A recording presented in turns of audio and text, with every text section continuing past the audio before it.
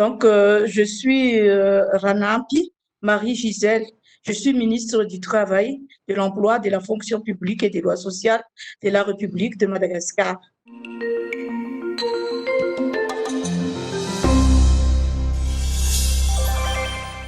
Alors, l'impact est double à Madagascar. Il y a l'impact médico-sanitaire, mais il y a aussi et surtout l'impact socio-économique. Donc, sur l'impact socio-économique, ceci prend deux dimensions. Les mesures générales sur l'état d'urgence sanitaire décidées par le gouvernement pour assurer la meilleure protection de la population contre la propagation de la maladie ont entraîné quelques perturbations au niveau du fonctionnement et de l'organisation du travail de l'entreprise. Telle a été entre autres l'absence de transport en commun dû au confinement. Pour faire face à cela, les entreprises ont été invitées à prendre en charge le déplacement de leur personnel, la mise en place de la distanciation sociale, aussi bien dans les véhicules de transport que dans les emplacements aux postes de travail, ont également fait que les entreprises devaient limiter le nombre d'employés engagés dans la journée. La limitation des heures de travail, généralement limitée dans la matinée, a considérablement changé l'organisation du travail des entreprises.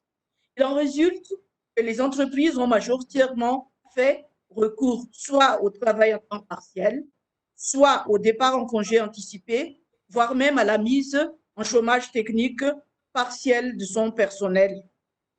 L'impact de Covid-19 sur l'économie des entreprises a été mesuré non seulement sur la base de la situation interne, mais aussi de la situation internationale. En effet, la plupart des entreprises dépendent soit du tourisme international, soit de l'importation des matières premières, soit de l'exportation des produits finis, notamment dans les secteurs textiles, par exemple. Le confinement dans les pays clients ou fournisseurs, ou fermeture de vols ou de cargaisons entraînant l'annulation de commandes, ont impacté sur la trésorerie des entreprises. Ce qui fait que, malgré les mesures prises par le gouvernement tendant à protéger l'emploi, bon nombre d'entreprises se trouvent en difficulté et donc obligées de recourir au chômage technique.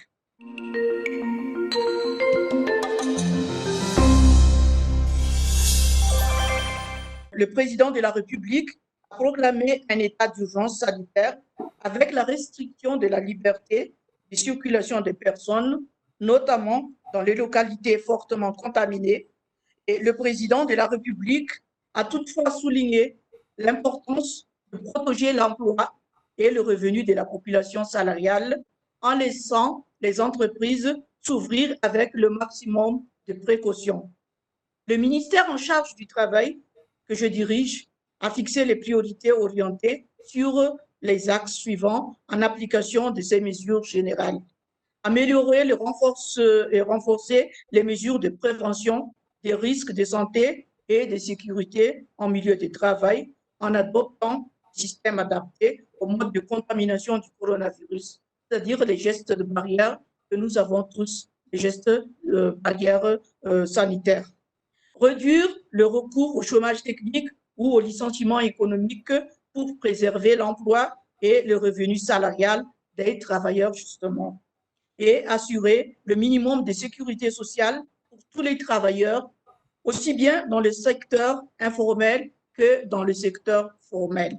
Le gouvernement a entamé des négociations avec des groupements professionnels des entreprises afin de pouvoir trouver les moyens pour sauvegarder l'emploi. Il a été ainsi décidé des mesures d'allègement fiscaux comme le reculement du paiement des charges fiscales et des cotisations sociales pour permettre aux entreprises de supporter leurs charges salariales. Les gouvernements ont aussi pris des mesures permettant une flexibilité quant à l'exécution du contrat de travail, notamment en matière de jouissance de congés annuels pour permettre aux partenaires sociaux de l'entreprise de négocier un départ en congé payé annuel anticipé ou d'accorder une avance spéciale aux travailleurs obligés de rester à la maison.